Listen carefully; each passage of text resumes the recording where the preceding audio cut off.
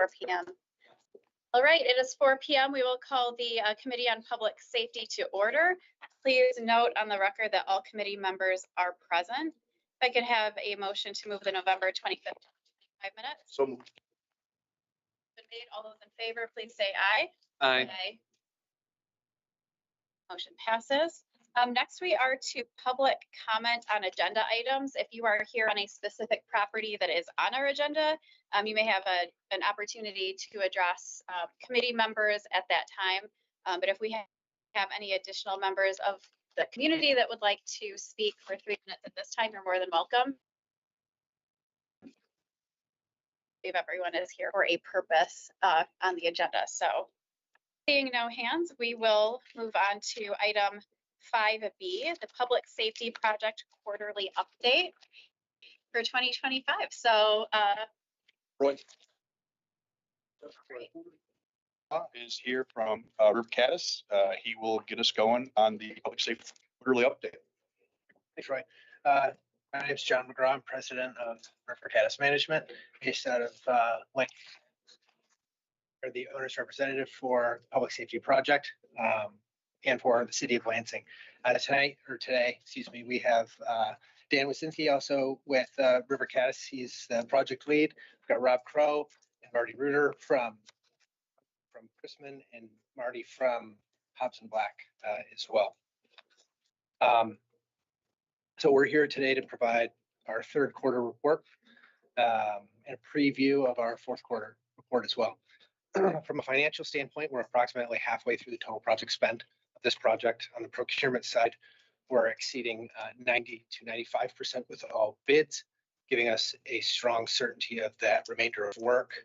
Operationally, we have celebrated a successful ribbon cutting for Fire Station 2 that recently happened. Fire Station 9 is more than 60% complete, and the combined facility is progressing well at roughly about 62%. At this point, and consistent with other updates, the overall program remains on budget and on schedule.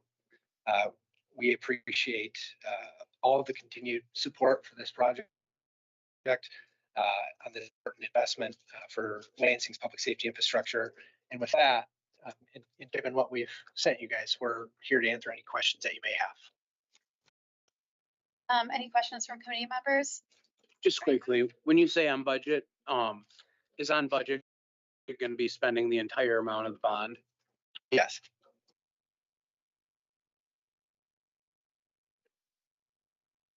When you said you had a preview of next year's first quarter, what is that?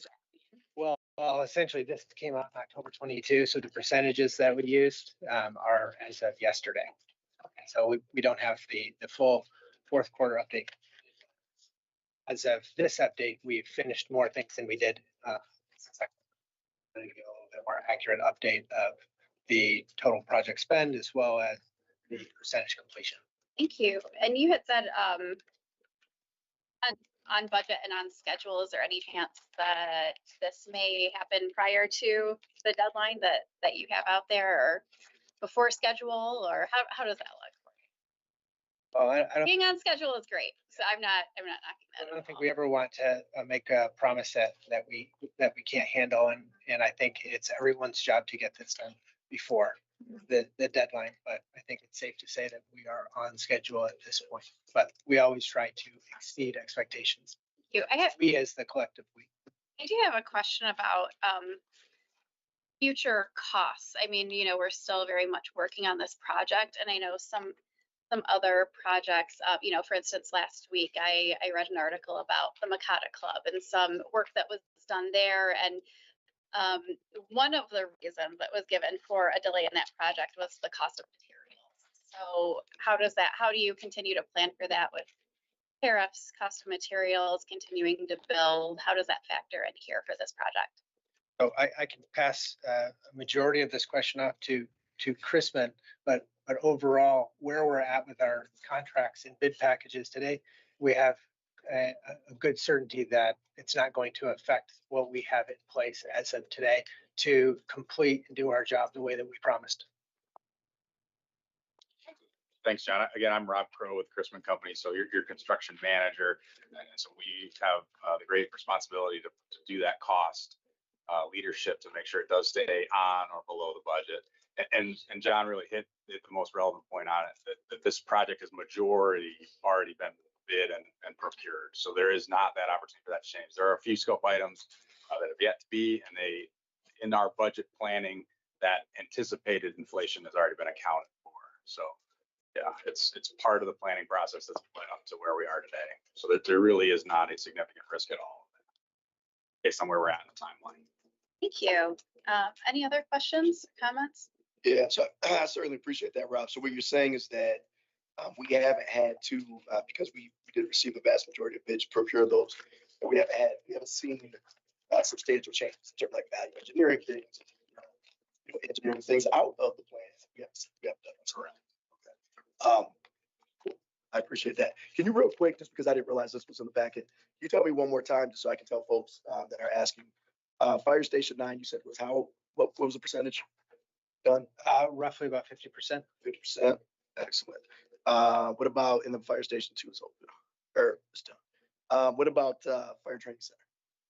Started construction on that? Gone. 15. And then you said 63 for the combined building. Fire police outbuildings. What is that? Why is that not ringing any bells? What are the outbuildings? Fire police outbuildings. Those are the renovations of the existing storage buildings that were left over from the SWAC. Okay. So we're improving those. And those are Oh, nice. Okay. at the tail end of the project because they're, So this is okay. it's for apparatus, but there are also teams that operate out of those buildings. Okay. Excellent. And then what about the Fire Station 8 renovation? Do not have a percentage. Yeah, work has not begun there. It is scheduled to be an early part of 2026. I don't have an exact date. No, that's fine. I just, yeah, ballpark is fine. We can't get you a full Yes. percentage where we're at. Outlook for the fourth quarter. Well, for me, the most important thing is, I mean, on budget, obviously on time, fantastic. And then obviously a large part of the reason we did this was frankly, was to ensure that our first responders and our judges, et cetera, that they have facilities that are, I think, adequate, right, for them to do a good job. And I'm hearing pretty good things from folks, right, in terms of what they're seeing, the updates they're getting. So certainly we appreciate what you guys are doing. Thank you. Anything else from committee members? For Station 8, there is a City of Lansing RFP that's a direct contract. That progress is coming along. So that's a big.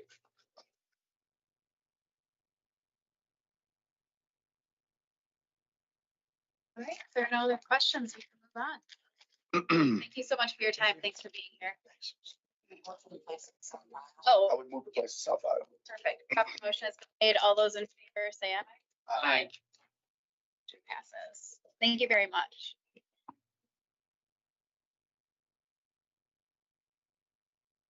Next one, was this tape? Can you remind me of which ones were tables? No, the noise one, we set a hearing November 17th. Right. So this is your back because we were full the first meeting in December, so we pushed it to this. That's right. Okay, moving on to item 5C, the ordinance to amend chapter 654, the noise ordinance, applicability and enforcement. Any questions on where we are with this from committee members? I know we had some discussion on this ordinance at the full council meeting. There were some comments about decibel level versus the plainly audible language that's within this ordinance. But I know when we first vetted this and sent it forward, all of these changes reflected, I think, the questions we had asked and input that we had taken from community members, and it has been fully vetted through OCA. So do we have any questions or comments about this particular ordinance moving forward? I don't have any questions. I think that the way that this is written is what we were looking for. I mean, I'm still passing these cars on a daily basis. I'm sure we all are that are, other, these sounds. So, I know there was some concern about fairness that was mentioned, but I still don't think that's necessarily a problem because I think that this is pretty specific to those noise generating, when we're talking autos on this, those noise generating vehicles. Similar to the one that rattles my house and 6 of us neighbors every night. Because I'm getting texts, when the hell are we gonna pass this from my neighbors? So, All right. Well, I don't have any other questions or comments or additions to make. So with that, do we have a motion? So moved. All right. All those in favor, please say aye. I, Motion passes. Okay, if I could have a motion to untable item D, then to introduce and set the public hearing for the zoning amendment 1240.04 definition of a liquor store. Yeah, I'm sorry. I would move the- Okay, all those in favor say aye. Aye. Right. Lisa, do you have any information to provide to us? I do. If you don't mind, maybe I'll speak to both of them. Sure. Just because it might be a little bit easier. Sure. So Then let's- I guess a question, should we untable that one too, in case in That the was case gonna the be my discussion, Suggestion. okay, Yeah. in case the discussion rolls into that one too? Sure. I mean, technically, Yep, and so I would also move that we untable the resolution pertaining to the introduction and setting of public hearing for zoning amendment 1250.02. Perfect. Proper motion has been made. All those in favor say aye. Aye. So, as you know, OCA has been working with EDP on some additional recommendations that were mentioned at the Planning Commission by EDP. We have settled on an option that I think EDP believes makes sense and OCA doesn't have any objection. It would not change the definition as proposed of liquor stores. When we look in at the proximity ordinance, we are proposing a draft that would add a prohibition against outside seating. And then we would also, separate from these two ordinances, are offering a proposal that would amend the zoning use tables to allow for liquor stores in certain zoning districts, either by right or by permit. Obviously, that would be part of the use table section of the zoning code, which is not an ordinance in front of you at this moment in time. However, what the proposal, I think that OCA and EDP thinks makes sense, is because that would be such a substantive change, and the outside seating to the proximity ordinance is such a substantive change. If you all as the committee are comfortable with those options, getting that draft to the Planning Commission in time for their January meeting so that it can be considered by them and then come back to the Public Safety Committee at that time with those modifications. How many liquor stores currently have outside seating? I'm curious where that came from. Not to my knowledge, if I may speak, I'm sorry. Sure. It came about Oh, when we were, have a seat at the table. Please come up. Thank you. leave the dollar right there. when we were crafting some of these, we didn't want to overstep into things that are preempted by the state. But we wanted to cut down on any kind of possibility of public consumption. So that was one of them. So that if this body doesn't think that it's completely necessary, you could have moved these ordinances as they were proposed. And I don't mean to overspeak for OCA. The allowable use table could come in after that, since these, as they were originally proposed, has been vetted by Planning Commission and were voted on. Right. So I guess that's the decision for this body, is if you want to include the seating or if you wanted to move forward as originally proposed, and then have the allowable use table amendment come in at January's meeting. Please go ahead. Lisa, with a liquor store, there's a separate license, right, for on-premise drinking, like, It's consumption. yes, so it's already illegal to walk out the door with your 40 and open it right there and start drinking. Yes. However, I think perhaps you have seen some liquor stores in the past that, I mean, picnic tables outside or, The bottles to prove it. you know, seating areas. And so that was sort of what the idea was in terms of kind of Sure. to discourage some. Yes, it's already not legal to publicly consume. Unofficial kind of stuff. If we can add a second avenue as to like a zoning component, then, you know, then we're dealing with the property specifically and not necessarily people who patronize Sure. in a criminal setting. I will say, as Mr. Fedora suggested, you could take these separately.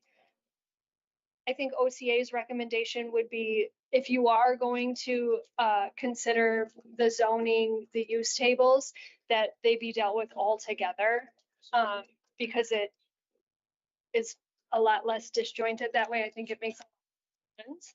But legally, if you did not want to consider the outdoor seating, I will say one thing on your current draft, if we're going to go that direction in the proximity draft, there was a slight error in the numbering when it was not yet the second or third form-based zoning code amendment had not yet been updated in Unicode. So our number was slightly off.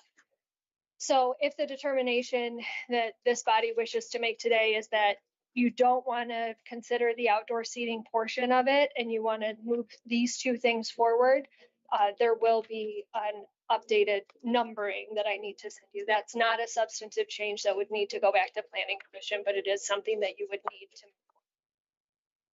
We have spent some time on this and had it reviewed for those potential additions. What are the thoughts of committee members on this?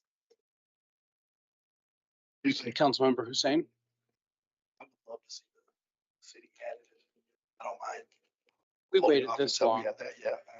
Yeah, Yeah, I mean, I get, you know, if, you know, folks aren't, you know, my neck of the woods is an example, and up and down the commercial corridors, they might not see that as playing offense. Yeah, maybe they're looking at you're thinking of it as almost a solution to search for a problem, but I think that's actually some pretty responsive legislation.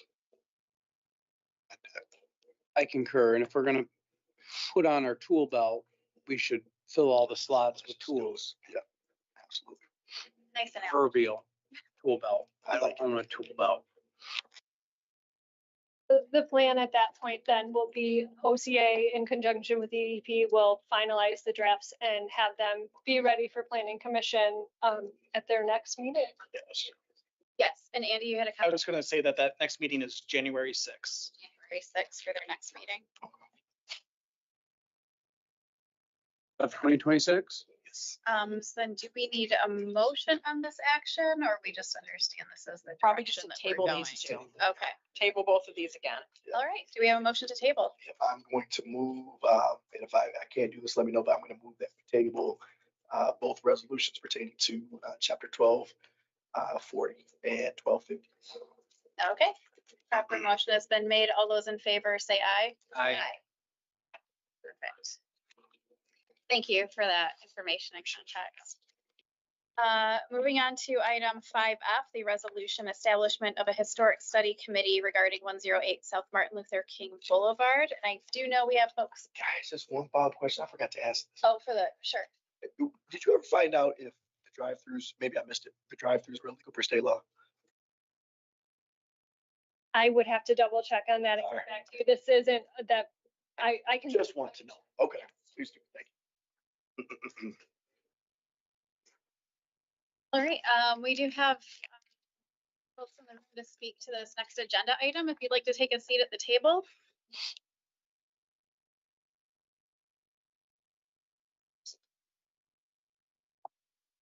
I would note that Director Van Fossen contacted me this morning. He is not feeling well. And when asked if other staff members from EDP could join us this afternoon. The two folks that he mentioned were not available to join us. So he did submit an email that we all have a copy of from this afternoon with his update. So just to cover what his input has been via email. There were follow-ups to two of the questions that were asked at our previous meeting. That EDMP received confirmation from the Ingham County Treasurer's Office, specifically Alan Fox, that no historic covenant by deed restriction was put in place or recorded. And you have that email.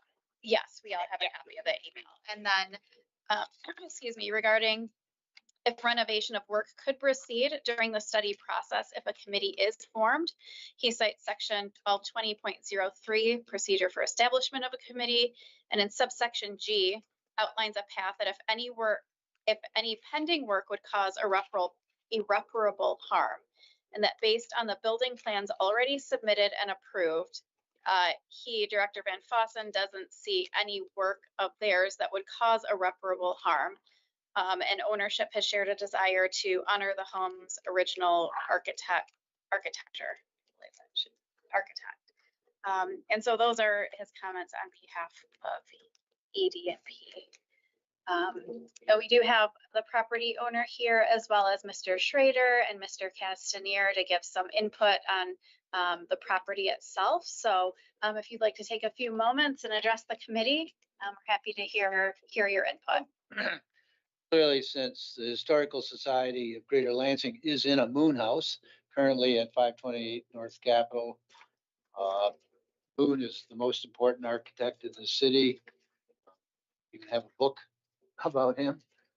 He did more than 200 structures. There's probably 30 to 50 still standing, if that many. He was the most significant architect in the 1880s to early 1900s. As a historical society, we believe any Darius Moon house is worth saving if we can't do that. This one in particular is worth saving because he lived there. It's also a very unusual house because it's a duplex. People don't think of duplexes as early as this one was built, but they were not uncommon. It certainly is a long haul, but anything that can be done to make it easier on the people that own it, we would support. We do believe that it should have some historic value when it's finished, which means following historic guidelines. And I believe, I agree with the assessment that nothing irreparable has been done yet too. So we're in good shape there. Being right across from the Justice Center, it could be a centerpiece of preservation in Lansing, which is, of course, we're very much in favor of. Dale has some specific things that I asked Dale if he could come, because Dale's actually does things that with his hands. So, and has really done an incredible job in the city doing some historic renovation. Well, not some significant historic renovation. Very carefully done. So he has some ideas and not outrageous. Some people think some historic restoration is. So, Dale. Thanks, Bill. First of all, I just wanted to thank, wasn't really involved in the vote to save the house. It's not going to be demolished because, once, it's easy to demolish something, but, a moon house and once it's gone, it's gone. I mean, it's never coming back. And, I'm always for trying to preserve something, even if it's not done 100% correctly. I'm kind of pragmatic on this. Maybe the next owner will do it, but if it's gone, it's just not there anymore and it's gone. So on this house, I took a couple. You can pass these around. A couple pictures that I found. I guess is it appropriate to speak in terms of what's been done and what could bring it back, or to being? Sure, and specifically, I know the question that was on the table, and maybe we've had an answer to that already, is that, you know, for instance, there was some work done to the windows, right? And so the materials that had been used for the windows, does that sort of place it into another category because the material may be different than the original types of material? And so And I'm prepared to speak about that. that's That subject. Thank you. There's a stapled together, little thing. There's a guy, so one thing, you know, in the old days, they had windows, they had these things called muntins, little squares, and they were removed to put in windows. Now I've talked to Alyssa about this. You know, at the time, she was under a lot of pressure to get something done, and she put in some windows to secure the building, and I can understand that. You can, so there's a picture of a guy, here he is, he's like painting the buntons on the windows perfectly, looks absolutely like the real thing. And he did it in like an hour, you know, on one window. He put straight edge tape on there and then painted it. And, you know, see, some of these pictures have the, you know, the muntins, and they look really historic and so forth. Well, a couple of the windows that were put in don't have that, and they don't look historic, and the trim's been altered, you know, but it's not unsalvageable by any means to bring that back. The fact that it's vinyl windows, modern windows, you can make them look like they are real. You know, and I bring up like Turner Dodge, you know, is like one of the most historic houses in Lansing. The inside of that, when I first got in there, I go, God, thank God they didn't paint any of the woodwork. Well, they did. And all that woodwork in Turner Dodge is faux, like made to look like woodwork, you know. So, I mean, you know, no one's arguing that that's not a historic place. I circled some of the windows here, the trim. You can see, you know, the front has like a wide trim, and, you know, some of it's been removed. That's really not that difficult to put that wide trim back on there on those windows and bring these windows back. So, you know, there's some other things like the porch and, you know, that not sure that's what it was, you know, but you can put like spindles in there that look old and, you know, things like that, and make this a pretty special house with not, you know, on a historic district, they're really only concerned with the outside. Which wants with the inside, you know, the outside. So really, we're not that. It hasn't been put siding on here or anything crazy like that. There's a couple things with the windows to get the house secured. So I guess that's all I really wanted to say. Thanks for saving it. And, you know, I know Alyssa, she has good intentions. I know that, you know, and I was president of Preservation Lansing at the time he bought this house. And I remember the historic covenant, but apparently, you know, the treasurer never followed through and put it on the deed. But I know, you know, in her heart, she has good intentions. So I guess I'll just, you know, if you have any questions or anything, I can leave it at that.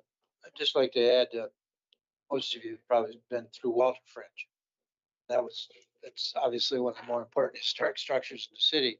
And they had to follow through the letter. The letter is sort of vague. For example, there's no more lockers in there. They're painted on the wall. That was negotiated with the Historic Preservation in the United States.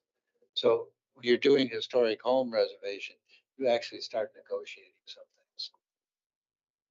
Does this work instead of that? Like painting the windows would be probably a negotiable item. So it's not as restrictive as people think it is, because the world is different now than it was 50 years ago. And I think that would be important to have somebody, whether it's on a formal basis or an informal basis. We believe the city of Lansing ought to offer advice like that for free. Really do, because that's the way people can help preserve their homes, make them more interesting. A lot of things are just the size of the trim. I'm saying so many homes screwed up just by little things. Any questions? So I guess my question, you know, simply because we're trying to figure out what to do with this agenda item. So you all don't necessarily, some of the lead preservationists in the area think that we need to to make sure that we keep the historical integrity intact. That we need to actually move forward with an official resolution to create a historic district committee, populate the committee, do a study, and then potentially create a district. Because I'm hearing a lot of, I know our heart's in the right place. I know Yeah, the yeah. work that's been done so far, the plans that have been submitted, it seems as if that's plan for irreparable harm. So am I hearing that right? I don't. I know that this, to me, this sounds strange because, a lot of historical societies will be very strict about some things. But I think you have to be more pragmatic. Setting up a historic study commission could take lots of time. That's probably the only historic home left in that segment. There's one or two others down here, but you as council have to determine is it worth the time and the money, or is there, and we think that there's a better way to do some things. And maybe we ought to start looking at them as a city as a whole. I mean, I could probably name 20 houses, 20 structures off the top of my head that are in worse shape than that building. That are of historic nature that somebody ought to get in front of. The city maybe can push a little bit. I don't know. I don't have an answer on how they push. I have no idea. I know that's hard. They have, and the Historic District Commission has a list of 10 properties that I sent them this summer. Right. We're trying to work through those right now. And we're in agreement with pretty much what they are too. Yeah.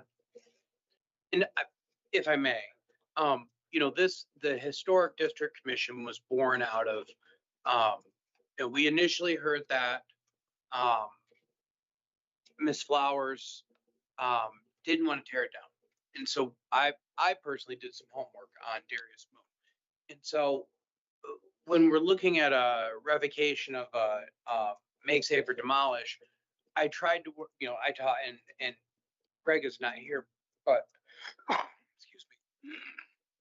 I talked to the city attorney for days and hours on end about if a historic district commission would stop the demolition to preserve this historic property. So the intent of this, and still is of this historic district study, to preserve this property. And I know that Ms. Flowers' heart is absolutely in the right place. I think though, my brain goes to 30 years from now. Okay, Ryan, when you talk about it from that point of view, what happens in the future? Do you want to put something in place to make sure it's preserved? If that is the ultimate goal, I totally agree. Because my concern isn't the work that's being For the done. next owner. Correct. Yeah. Eventually no offense, Ms. Flowers, eventually we all die and someone else inherits that property. Or it gets sold. And there's no guarantees that person will be as honoring as you are for Darius Moon, or the historical nature of it. Or it could end up in someone's hands that just doesn't want it and says, I'm going to bulldoze it. Could have been a liquor store. So my intent, I think, is, Move the resolution. No, I'm kidding. and I think Raleigh's made it clear that the work that's being done won't be interrupted by this.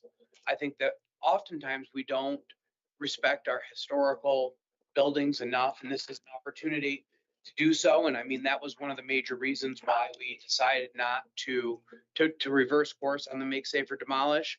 I mean, that was, why I had initially even had that conversation and we had this drawn up. In fact, I think the reasons that were listed in there, I actually wrote myself in that resolution.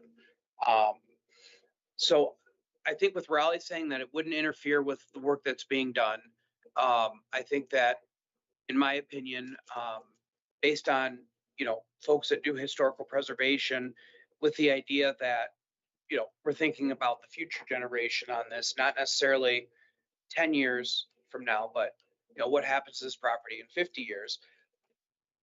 I think that's the same thought process that they used when they thought of Motor Wheel, which is a historical district, or Central Methodist, United Methodist Church, which is a historical district. The building itself is the historical district. To make sure that that building is there in the next 100 years if the church was sold.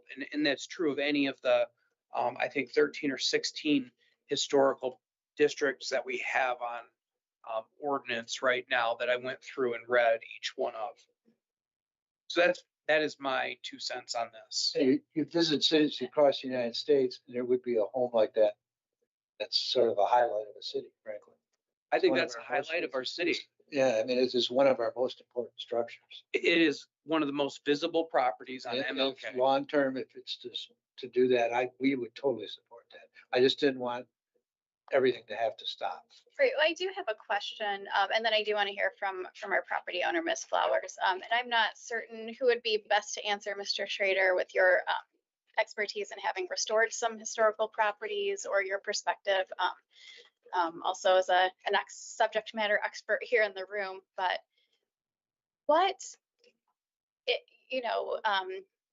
moving forward in this process, we heard there would be negotiations on updates to be made.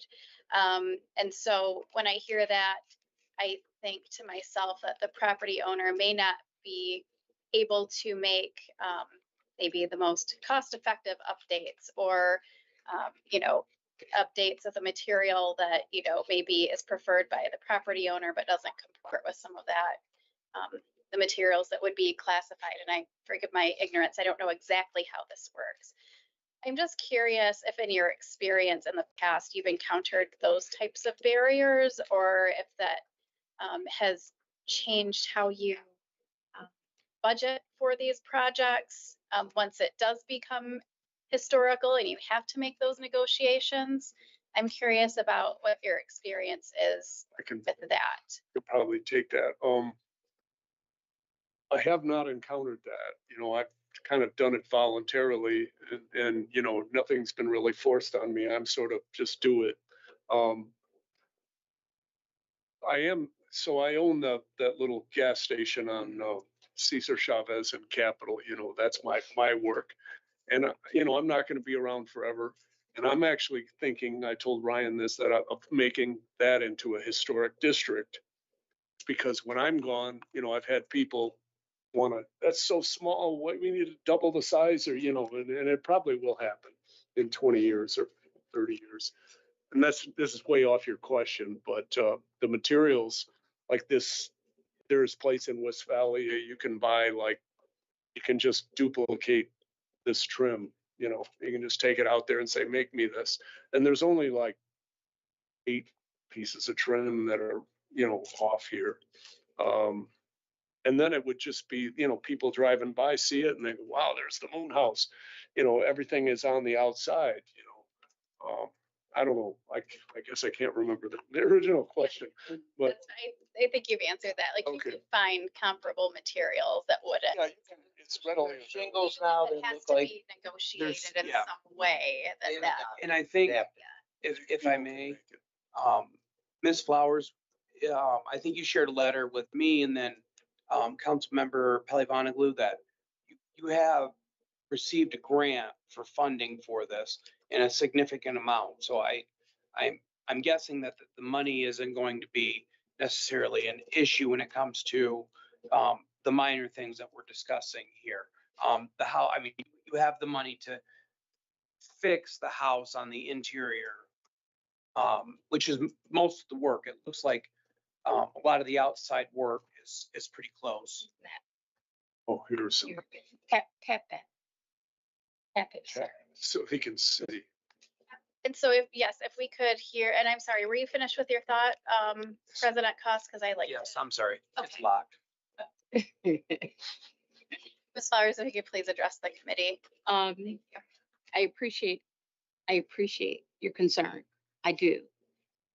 I don't want to see that house outside of anything less than what it is. I want it to be a historic district, but that's something we can do when we're done. Doesn't have to be done today.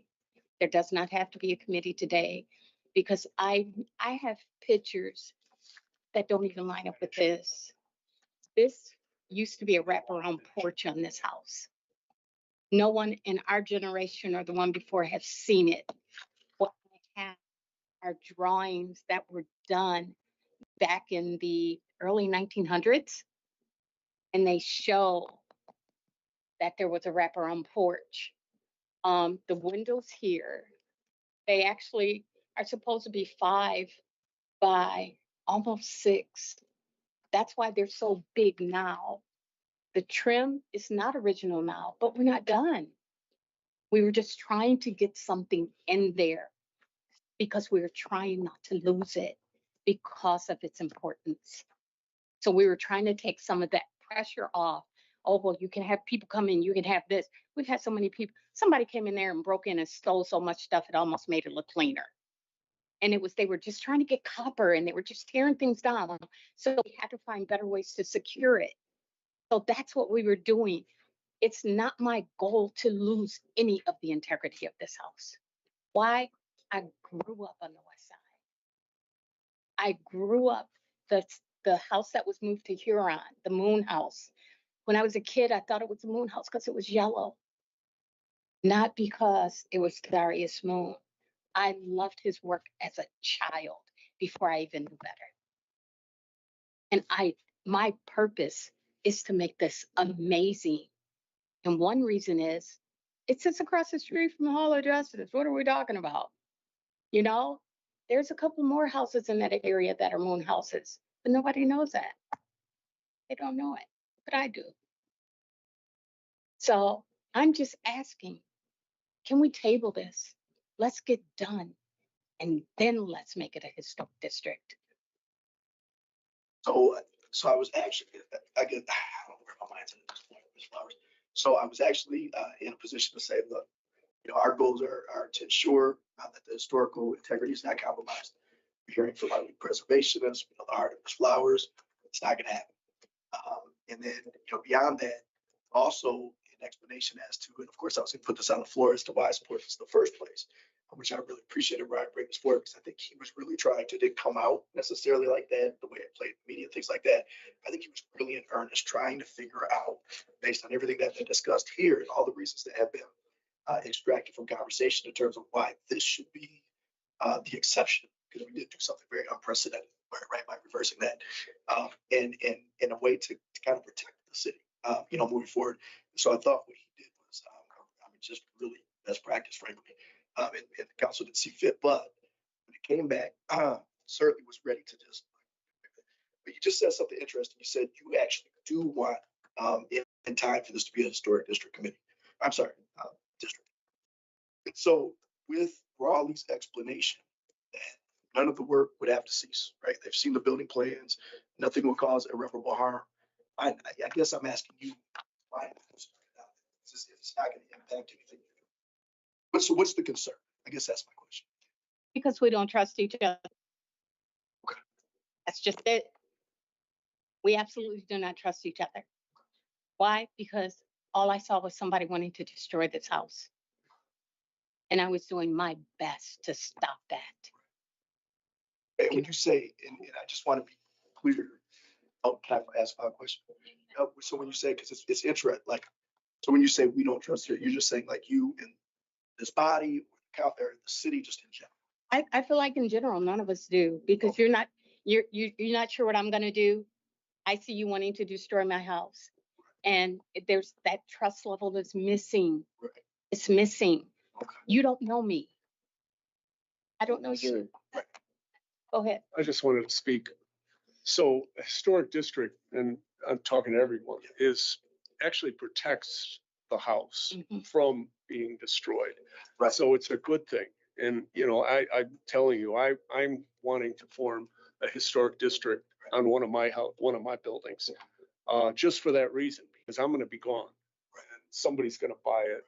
Somebody else will buy it after that. And somebody's going to have a wise idea one day. And so it actually is not a bad thing. It really is not. It's not, it will actually keep the house from being demolished, prevents that. And I absolutely understand that, but because of the trust level, it just felt like, and during the research, it felt like another way to tie my hands and let's destroy it. Because all I kept seeing was somebody wants to tear my house down. It's not. No.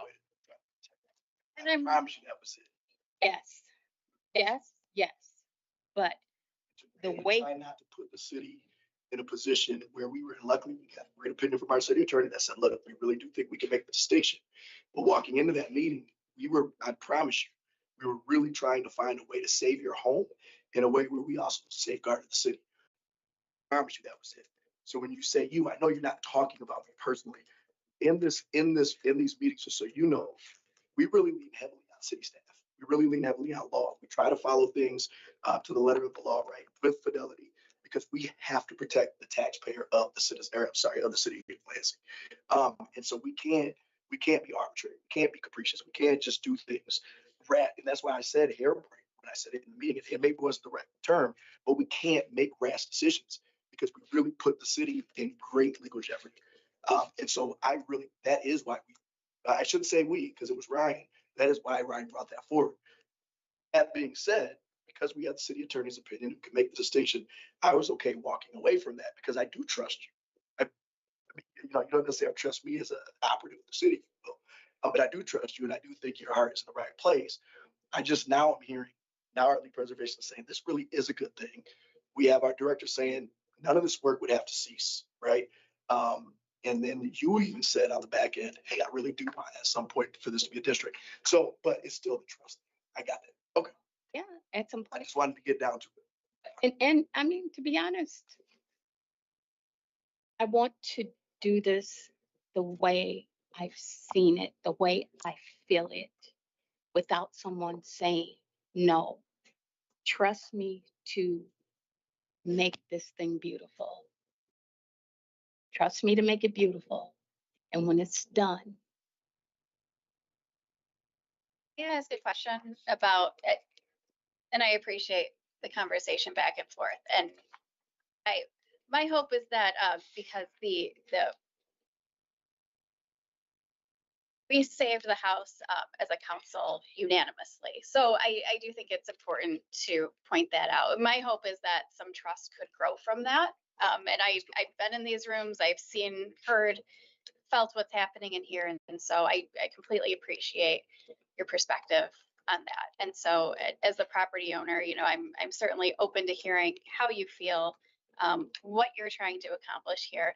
But I also, I feel it's important to bring that up. Like, we did unanimously vote to save the property. And I do think, we should bring that forward. But I do have a question very quickly before we move on. I know we're almost at an hour here, but now the study is to the exterior of the property only. And so when Ms. Flowers brings forward the concept of adding the wraparound porch that hasn't been seen in our generations, but she knows was a part of that structure, if the study is being conducted in a time frame in which she wanted to pursue that wraparound porch, how does that affect?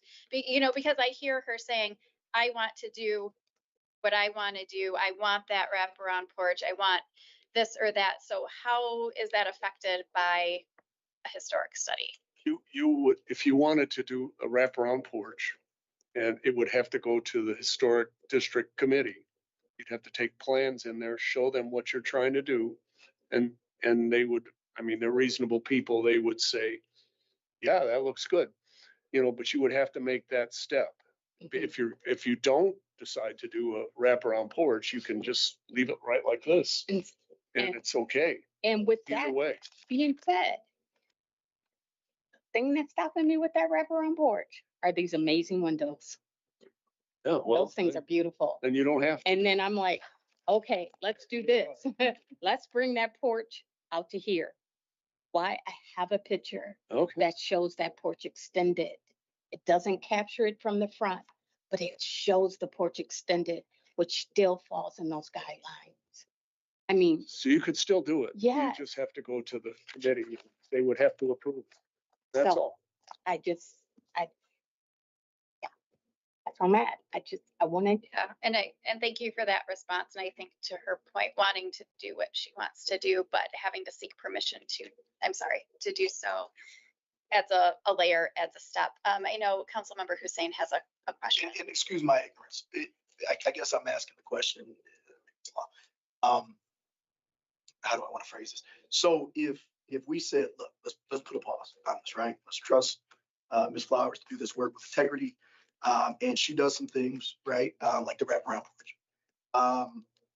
And if we were to then have a historic district committee, there was a study that was commissioned, and they determined that, there really is historical integrity in this house, but these things right here, right, compromise the integrity. Does that mean that that can't be determined as a district, or does that mean that those things would have to be? I mean, you know what I mean? Like, what does that look like? You're asking me, I don't know. I don't know. who I'm Is asking. there anyone that can answer that? join in. Yep, Okay. please join Yeah, us. yeah. How does that work? So, Ms. Flowers, I'm Andy Fedua. I'm the city planner and I'm also the staff secretary for the Historic District Commission. Nice to meet you too. So I'll go back a little bit to your first question about the work, specifically to section 1220.03, subsection F and G. So the resolution as it's written right now, to Raleigh's point this morning, yeah, these permits have already been pulled. They would not be subject to Historic District Commission. And if F and G were not included in the resolution, which they're not currently, the work that if you pull a new permit for the porch, let's say, that would not go to HDC for their recommendation and review. To your other point, Councilmember Hussein, when they're doing if this comes out right now or later through the study committee, they will look at any historic photos if they're available, or what has been researched. And then they would just make that into the study. They would say like, oh, this porch has been added in 2025. We don't have any evidence of it existing beforehand. I know that that's contrary to what you just said, but I'm just saying as an example. They would list that in the study as that is no longer a contributing aspect of the house. Right. But there would be no power to have them remove it or any recourse to say you can't do that or you have to take it back out. That's not just legally available. It could be a determining factor in terms of it being actually. It could be used as a contributor rationale for them to say that so many things have changed through this renovation process that it's no longer the integrity is not there anymore. But I believe that both of these processes can work out at the same time. The ongoing work that you have valid permits already pulled for, and the study committee can move forward without infringing and requiring you to go to the Historic District Commission during the time of your renovation. I think they can work concurrently together. And if I may, just a little bit, the point has been made that they are very practical people. They do know that they are a Historic District Commission in 2025. They just approved an electric message center for this historic church right across the street, because they realize, there are some practical concerns, there are nuances, so they're not purists in their reviews. I would have approved. So, So that's another discussion. Yeah, that's another. Just an example of, there are nuances that came out at those meetings. so For the commission. 1 second. I think Ms. Flowers had a question and then we'll go to President Cost. based on what you're saying, if we said, okay, fine, let's just do it all, whatever, blah, blah, blah. What would be their guidelines to determine what could and could not be done on the exterior? So they have their own design guidelines that have been approved through SHPO, the State Historic Preservation Office. And that's what they use. And the Secretary of the Interior's, the federal guidelines, they use those standards as their kind of review basis. But they also kind of lean on any existing exhibits that the applicant or staff can dig up and point to. So if you have, like, say the porch, for example, if you have any old photographs that show that, or the time period, or old assessing records that show that, this happened or was original, they could use that as part of their basis. But they also realize that, the building materials that are available in 2025 aren't the same that were done in, the 1870s. So there is flexibility for not just the building materials, but the building features, such as porches, windows, siding, that kind of thing. Okay. And I know the windows are a big deal. They've been talked about. Now, even with the windows that I had installed, they were based on the design of original windows that were still inside the house.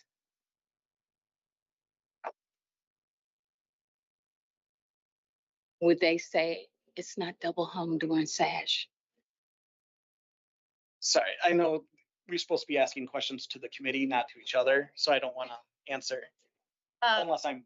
If they were to say they're not um, double hung sash, take them out. But they're third, it's a third cottage style window, which is up and down, but it's not a sash, it's a vinyl, but it was based on the design of the original window. Mr. Fedor, are you able to respond to that? Yes, and I'll try to be brief because again, I know time is of the essence. That's already been done under a valid permit, so it would not be under their purview to make a decision on. You know, if those windows were replaced in 20, 30 years, that's when they would review the historical elements of the information available to them. So with that right there,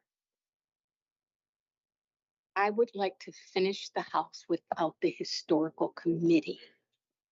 And when I'm done, then they can come in and say, let's make it a district. Because if those windows are done based on the permit that's already been done, and those windows are the big deal right now, and they won't determine whether or not it's historical, because of the permit they were done under, let's get the house done. I'm not gonna cite it. I think that's what was being said. And I apologize if I misstated. Yeah, that would. But that would just become part of the report that they would say like, oh, these windows have been removed during the renovation process and they've been replaced. But you know, to our best understanding of what was original, they were wood or what have you. That would just be in the report. That wouldn't be actually in a subsequent HT decision. My understanding is that the report is non-binding. I mean, it's a study and a report that then could be acted on if there's a desire to act on. Correct. It's just a study report. so what you're, because it sounded like to me that you were saying, because it was pulled on under the previous permit, they're not gonna say it's not historical. I only meant to say that they don't have the authority to tell you what windows you can put in, because that permit's already been pulled. And then again, if subsection F is not included in the resolution, they don't have the authority to review any subsequent permits until the actual district is established, if it is established. So if I'm hearing you right, that doesn't count against her, or it Correct. doesn't count against the progress. Oh, absolutely not. Because the permits were already pulled, the work was up, so that's not a barrier to her. I'm only meaning to comment on practical, going forward, that HDC would not review permits until the district is established if subsection F is not included in the study committee resolution. Does that make sense? Yes.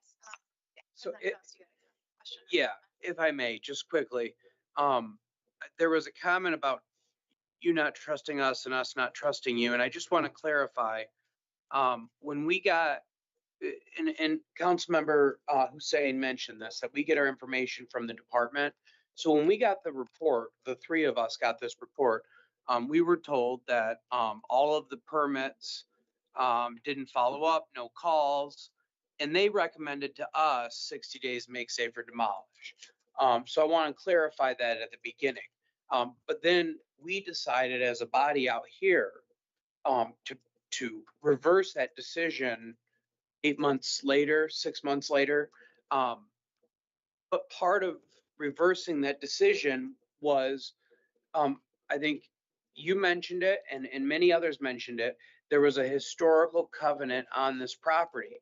And that was part of why the Historic District Commission resolution didn't pass, was because there was a historical covenant. So we're being told that doing this Historic District Commission would change what you're doing right now, or anything in this planet. It wouldn't change anything, which would be no different than what you were presenting to council when we revoked the demolition, which was a historical covenant on the property.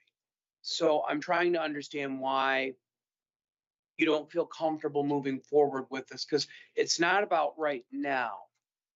For me, I can't speak for either of these folks, but it's about 30 years from now. Without the historical covenant on the deed, it changes the equation in my brain, not per you and the work you're doing, but what 30 years down the road looks like. And these guys know. I watched empty promises from a major hospital tear down a building and save nothing. And we just watched it go. And so I don't ever want to have to see that again, if we can avoid it. And that's why I keep mentioning 30 years down the road. Because with better planning, I think on everyone's part, we might still have something left of Eastern High School today, but it's gone. And it's as Dale says, once it's gone forever. There's a brick in my front yard. That's what's left. So I just want to be clear with you that we worked off the best information we had at the time. And we're still trying to work off accurate information. If there was a historical covenant, and I think both of these folks heard me say this, publicly and privately, if there was a historical covenant, for me, the question of the Historic District Commission wouldn't bother me. Wouldn't be needed. There's a historical covenant. But now that we know there's not, I would really like something to preserve this house, not from you and the work you're doing, to preserve this house 30, 50, 100 years from now. Yes. Sure. Can we take some last comments by you, Ms. Flowers? And then we're gonna go ahead and move towards some action on this, but if you'd like to give some final comments. Gail, is it okay to get the work done first and then look at establishing? So addressing the committee, Yes. I feel like it won't make any difference if you form a historic district committee or not. I think probably in my opinion, my personal opinion is let's do the historic district on it. Is what I feel. So, or that's just my personal opinion. I'm doing one on I'm gonna do one on a property, just voluntarily, just because. So I don't see any problem with it. Like now, instead of waiting until it's all done, I don't think it makes any difference. I'm wondering if there is a way to grow trust and meet in the middle here. When Ms. Flowers first came to this committee, I recall hearing 6 months. Give me 6 months so I can continue working on this property. 6 months. She said she would be willing to have a historic district commission. And initially she had asked this committee for 6 months. So I'm curious if there is an appetite on this committee to table this item for 6 months and then bring it back to move forward with historic district commission study. Trusting that work will continue on the property the manner that she's desiring, and also not removing that option completely from the work that we're trying to do here. I guess I don't understand why we would delay it 6 months when we've had, Andy Fidois, who literally is part of the Historic District Commission as recording secretary, tell us nothing changes. So this, if we do this now or later, nothing changes of what's happening right now. I guess the better question is why there's an aversion to just having the study group. This isn't even set in stone. This is just the study group. The set in stone ordinance portion of this comes later after there's a recommendation from the historic, whoever ends up sitting on that. Up to 6 months. They have 6 months to do the study. Correct. So, Right. I mean, Yeah. realistically, this is, I mean, less set in stone. But I mean, I don't know, if the owner does not want it, I would rather waste my time on properties that we can get historic district commissions on, like the list that I've sent you, and continue with those, because we're spending a lot of time on this one. And it sounds like the owner doesn't want the historic district commission, so I guess let the chips fall where they fall, and I would move to deny this resolution. Okay, we have a motion put forward. Any discussion on the, is this the proper way to state that? I guess just procedurally, I just want to understand. So if it doesn't pass out of the committee, it would just be done. Then just move it And and then vote no. Yeah, it could die. Yes, so it can die right here. Or if you want to move it out and have a conversation out in front of, and then have a vote. Out of committee. but it would have to vote out of the committee.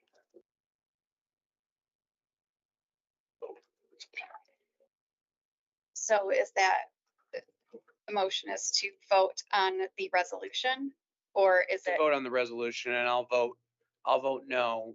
And I'd like to just bury this in this committee and go to work on other historical buildings that need our time and attention. Well, a proper motion has been made to move the resolution. All those in favor, please say aye. Aye. All those opposed? Oppose. Opposed. Oh, I'm voting the wrong way. Sorry. Can we go? Is there a can we way vote? to do that? I'm sorry. I'm sorry. Okay. Yes. Withdraw the motion. Yeah. I'm withdrawing the motion. Okay. Explain process or help explain, and then I vote. I'm sorry. You explained it. You didn't even need. Still. Okay, we have, the resolution has been moved. All those in favor, please say aye. All those opposed? Opposed. Right, this matter is done. Councilmember Ivanoglu, Yes. if I may, thank you, Bill and Dale, for Thank you. coming today. We very much appreciate your historical aspects of this city, and we'll continue to fight to save historical buildings. I appreciate your time. Thank you very much for attending. We do have one last item, a discussion item, the 30 oldest peak properties. Again, we do not have the. So if we have questions, we can certainly forward them to Director Van Clausen. The question I did have real quick. Yeah. Didn't he tell us, I don't know why I can't remember, in terms of status real quick, what the hell is that? Neat LLC. You know. Here, and did he tell us what neat LRU is? No, we didn't get that. Okay, all right, never mind. Okay, we are adjourned at 5:07. Thank you. Thank you. Sure.